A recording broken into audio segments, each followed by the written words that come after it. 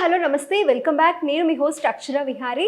ఈరోజు మనతో పాటు స్టూడియోలో ప్రముఖ ఆధ్యాత్మికవేత్త, ప్రముఖ వాస్తు జ్యోతిష్య సంఖ్య నిపుణులు, అలాగే శ్రీమాత ఉపాసకులు దింటకుర్తి మురళీకృష్ణ గారు ఉన్నారు. గురుగారితో మాట్లాడదాం. నమస్తే గురుగారు. నమస్తే అమ్మ. హరి ఓం శివ. గురుగారు, కల్కి మూవీలో అంటే కర్ణుడిని అర్జునుడి కంటే ఎక్కువగా చూపించారంట. దాని గురించి మీ అభిప్రాయం ఏంటి చెప్పండి. కర్ణుడిని అర్జునుడి కన్నా ఎక్కువగా చూపించటం ఓకే. అంటే కొన్ని క్యారెక్టర్స్ని ఎప్పటి నుంచో, అంటే చాలా పాతకాలం నుంచి 1970s నుంచి 80s నుంచి కూడా ఆ పక్షాన్ని ఈ పక్షాన్ని ఎలివేట్ చేయడం అనేది ఎప్పుడు ఉంటుంది ఓకే. ఎప్పుడు కూడా ఇప్పుడు కురుక్షేత్ర సంగ్రామం జరిగినప్పుడు దుర్యోధన వైపు ఎంతమంది ఉన్నారు, పాండవుల వైపు ఎంతమంది ఉన్నారు? అంటే ధర్మాన్ని సపోర్ట్ చేశారా అధర్మాన్ని సపోర్ట్ చేశారా కాదు, కానీ ఇప్పుడు దుర్యోధన వైపు చాలా ఎక్కువ మంది ఉన్నారు కదా బలం. అంటే అట్లా వాళ్ళలో లక్షణాలు నచ్చి సపోర్ట్ చేసేవాళ్ళు ఉంటారు ఓకే. దాన్ని ఎవరు కొట్టుపడేయట్లేదు. అసలు ఈ సినిమా ఇంత కాంట్రవర్సీ అవడానికి మెయిన్ ఇంపార్టెంట్ రీజన్ ఏంటి అని చూస్తే, ఇవి ఇతిహాసాలు, అంటే మన యొక్క హైందవ సంస్కృతి యొక్క హిస్టరీ. ఇవి మైథాలజీ కాదు, ఏదో జరిగి ఉండొచ్చు అని చెప్పుకోవటానికి. అంటే గురుగారు రకరకాల యూట్యూబ్ ఛానల్స్లో చాలా కాంట్రవర్సీ క్రియేట్ చేసి మాట్లాడుతున్నారు. అంటే ఇతిహాసాల గురించి టాపిక్స్ తీసుకొని మాట్లాడుతున్నారు. అది ఎంతవరకు కరెక్ట్ అంటారు? ఎస్, ఇప్పుడు దాని గురించి నేను ఎక్స్ప్లెయిన్ చేస్తాను తల్లి. ఇప్పుడు మనకి ఇతిహాసాలు అంటే రామాయణము, భారతము, ఇవన్నీ కూడా మనం ఇతిహాసాలు చాలా గొప్పగా వాటిని చూసుకుంటాం.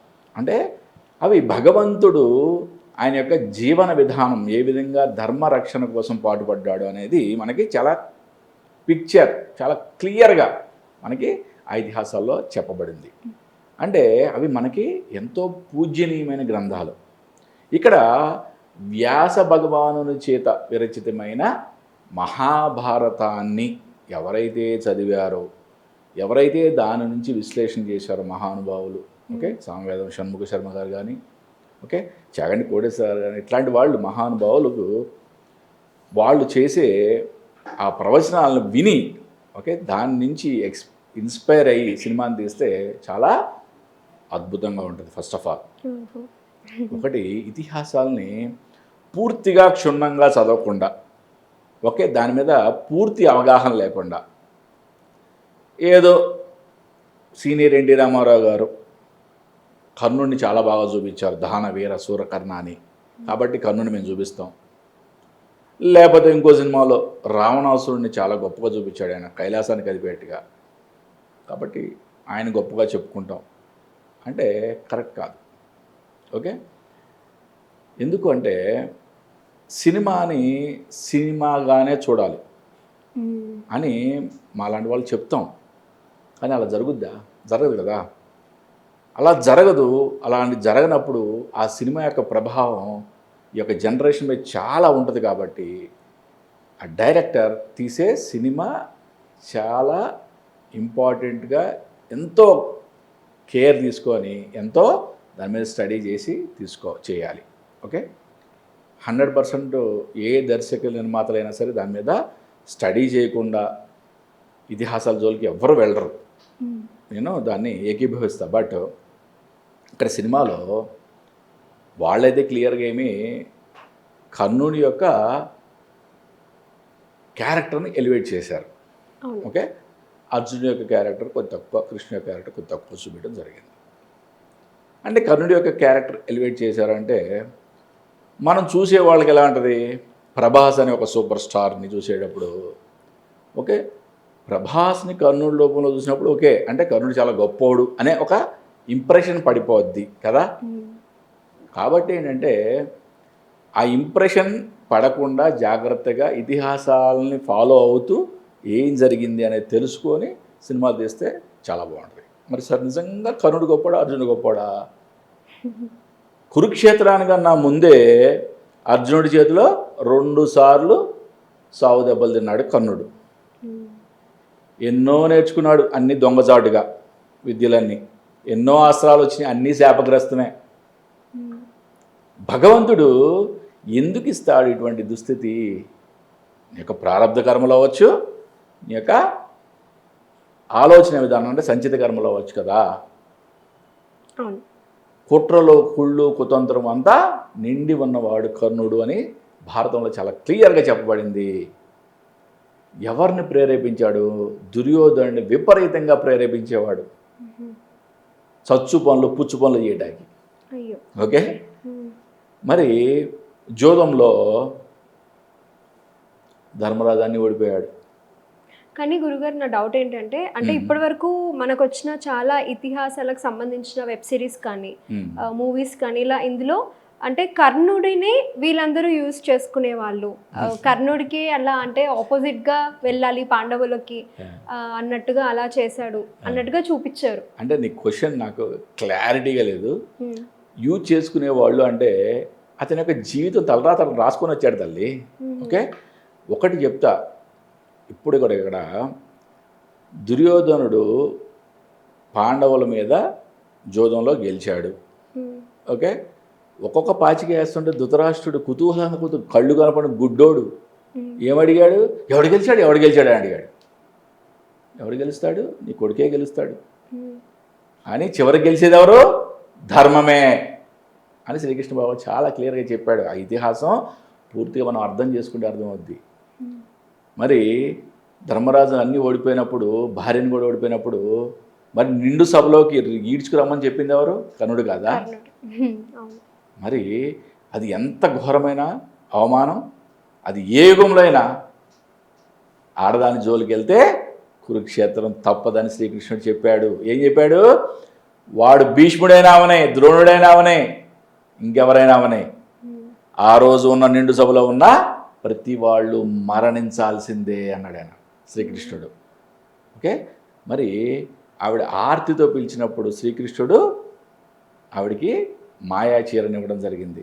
ఓకే. ఆయన రక్షించాడు. రక్షించినప్పుడు ఆ యొక్క నిండు సభలోకి భయంకరమైన క్రూర జంతువులు వచ్చినాయంట.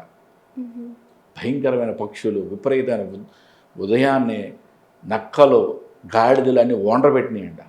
దాంతో భయపడిపోయాడు ధృతరాష్ట్రుడు. అమ్మో నా కొడుకులకి ఏదో అయిపోద్దని చెప్పి మళ్ళీ తల్లి అని చెప్పి ద్రౌపదిని వరం కోరుకోమన్నాడు. వరం కోరుకోమంటే ఆవిడ తన భర్తల్ని విడిచిపెట్టమంది. ఇంకో వరం కోరుకోమన్నాడు. ఇంకో వరం కోరుకుంది. ఇంకో వరం కోరుకున్నాడు. ఈ సాలు స్వామి నేను క్షత్రియగానే ఇంతకన్నా ఎక్కువ వరాలు కోరుకోకూడదని చెప్పి ధర్మం పాటించింది ఆవిడ. ఎంత గొప్ప క్యారెక్టర్స్ అమ్మ అవన్నీ. ఓకే.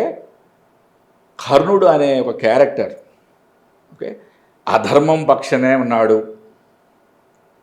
ఫస్ట్ నుంచి చివరి వరకు అధర్మం పక్షాన్ని ఉన్నాడు. విద్య నేర్చుకోవడంలోనూ ఆయన కుచిత బుద్ధే ప్రదర్శించాడు. కానీ కర్ణుడు దానకరుడు అని అంటారు. అమ్మ ఏ ఒక్క వ్యక్తిలో కూడా ఇప్పుడు సపోజ్ నీలో కానీ నాలో కానీ అన్ని మంచి గుణాలు లేకపోతే అన్ని చెడ్డ గుణాలు ఉండవు తల్లి. ఓకే. ఒక మిక్స్ ఒక అన్ని గుణాలు మిక్సీలో వేస్తే మనం కొన్ని చెడు గుణాలు ఉంటాయి, కొన్ని మంచి గుణాలు ఉంటాయి. అటువంటి వాళ్ళనే మానవులు అంటాం మనం. ఫర్ సపోజ్ నాకే అన్ని మంచి గుణాలు ఉన్నాయనుకో, నేను మురళీకృష్ణ కాదు, శ్రీకృష్ణ పరమాత్ముడితో సమానం. ఓకే. అది శాస్త్రం చెప్పబడిందే. ఎప్పుడైతే ఒక మనిషి అరిషడ్ వర్గాలను జయించాడో, ఆ మనిషికి ఎటువంటి దాని గురించి చింత లేదో, అతను భగవంతుడితో సమానం. కాబట్టి అన్ని సద్గుణాలే ఉండి అతను ధర్మాన్ని ఆచరిస్తే అతను భగవంతుడే. అదే కదా క్లియర్గా రామాయణంలో రాముడు నిరూపించింది. మానవుడిగా పుట్టి మానవుడిగా ఆయన జీవించి అన్ని సద్గుణాలతో ఆయన భగవంతుడిగా నిరూపించుకున్నాడు. ఆయన భగవంతుడిని ఎక్కడ చెప్పలేదు, భగవంతుడు కాదు. ఓకే. మరి ఆయన భగవంతుడిగా ఆరాధించబడుతున్నాడు అంటే ఆయన యొక్క ఇవన్నీ సద్గుణాలు ఉండి ఎటువంటి దుర్గుణాలు లేకపోతే నువ్వైనా భగవంతుడివే, నేనైనా భగవంతుడినే. ఇదే హిందూ ధర్మం యొక్క ముఖ్యమైన బేస్మెంట్. ఓకే. ఇది అర్థం చేసుకునే విధానంలో ఉంటుంది. అలాగే కర్ణుడు ఆయన యొక్క కుంచిత బుద్ధి, అర్జునుడి మీద ఎప్పుడు కుళ్ళు స్వభావం. అర్జునుడు ఎన్నో విలువిద్యలు ద్రోణాచార్య దగ్గర నేర్చుకున్నాడు. ద్రోణుడు కూడా తన యొక్క పరమ శిష్యుడిగా తనకి అత్యంత ప్రీతికరమైన శిష్యుడిగా నేర్పాడు అన్ని విద్యల్ని కూడా. ఓకే, అక్కడ కుళ్ళు స్వభావం చూపించాల్సిన అవసరం లేదు. నువ్వు కూడా అర్జునుడి స్థాయికి వెళ్ళి అడిగితే ఆయన నేర్పుతాడు. ఓకే, కాబట్టి ఎక్కడ రెండు అంటే కురుక్షేత్రానికి ముందు కూడా ఓకే చాలా సంఘటనలలో ఆయన 2 సార్లు చావు దెబ్బలు తిన్నాడు అర్జునుడి చేత. అంటే అర్జునుడు చాలా పరాక్రమవంతుడు, దాంట్లో డౌట్ లేదు. సరే, ఇంకొంతమంది చెప్తారు ఏమని అంట, అర్జునుడు బాణం వేస్తే కర్ణుడి యొక్క రథం 10 అడుగులు వెనక్కి వెళ్ళిందంట. కర్ణుడు బాణం వేస్తే అర్జునుడి యొక్క రథం 2 అడుగులు వెనక్కి వెళ్ళిందంట. ఏది కృష్ణుడు ఉండి పైన హనుమంతుని యొక్క జెండా ఉండి కూడా 2 అడుగులు వెనక్కి వెళ్ళింది అంట. అంటే కర్ణుడే గొప్పోడు అంటారు. అంటే అక్కడ రియల్గా అర్జునుడు కూడా అడిగాడంట శ్రీకృష్ణుడిని, బావా చూడు నేను వేసే బాణం 10 అడుగులు వెనక్కి వెళ్ళింది అన్నాడు. మంది 2 అడుగులు వెనక్కి వెళ్ళింది అన్నాడంట. కృష్ణుడు చెప్పాడంట, పిచ్చోడా నేను కూర్చొని ఉండంగా ఓకే పైన హనుమంతుని యొక్క జెండా ఉండంగా 2 అడుగులు కలిపాడు అంటే గొప్ప విషయం, దాన్ని ఆలోచించు అన్నాడు. అంటే అతను ఎప్పటికప్పుడు శ్రీకృష్ణుడు తనలో అర్జునుడిలో ఎటువంటి మాయ కలగకుండా చాలా ఒక ధర్మ మార్గంలో నడిపాడు. కాబట్టే కురుక్షేత్రంలో విజయం సాధించారు. ఒకటి, యథో ధర్మ తతో కృష్ణ, యథో కృష్ణ తతో జయ. ఎక్కడ ధర్మం ఉంటే అక్కడ కృష్ణుడు ఉంటాడు, ఎక్కడ కృష్ణుడు ఉంటే అక్కడ జయం జరుగుద్ది. ఇంకా దీనికి మించి ఇంకొక వాక్యం లేదు కదా. అంటే మరి కృష్ణుడు అర్జునుడు పక్కన ఉన్నాడు కాబట్టి అర్జునుడు జయం కలుగుద్ది. దాంట్లో తప్పు, ధర్మం అక్కడ ఉంటేనే కృష్ణుడు ఉంటాడు. అంటే కర్ణుడి దగ్గర లేడు అంటే కర్ణుడి దగ్గర ధర్మం లేదు. దీనికి అసలు ఆలోచించాల్సిన విషయమే లేదు, దీని గురించి మనం చర్చించుకోవాల్సిన విషయం లేదు. కానీ సినిమా పరంగా వచ్చేటప్పటికి ఒక సూచన ఏంటంటే సినిమాని సినిమాగానే చూడాలి.